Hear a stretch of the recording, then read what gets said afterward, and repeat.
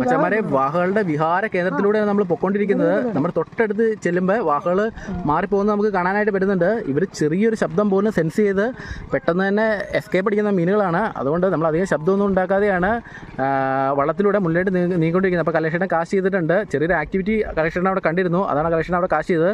ഏത് നിമിഷം വേണമെങ്കിലും നമുക്ക് തീപാറൊരടി ചൂണ്ടയിൽ പ്രതീക്ഷിക്കാം. അത് പ്രതീക്ഷ തന്നെയാണ് കലേഷൻ ഓരോ കാശും ചെയ്തുകൊണ്ടിരിക്കുന്നത്. ഇവിടെ നമുക്ക് എറിയാനായിട്ട് എവിടെ തിരിഞ്ഞാലും സ്പോട്ടുകളാണ്.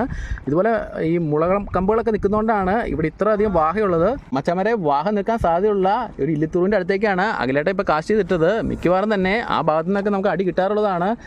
നമ്മുടെ തൊട്ട് ബാക്ക് സൈഡിലിരുന്ന് സുരേഷ് ഏട്ടനും ഇല്ലിത്തൂറിൻ്റെ അടിയിലേക്ക് തന്നെ കാശ് ചെയ്തിട്ടുണ്ട്. ഏത് സെക്കൻഡിൽ അടി പൊട്ടുമെന്ന് നമുക്ക് ഒട്ടും പറയാനായിട്ട് പറ്റില്ല.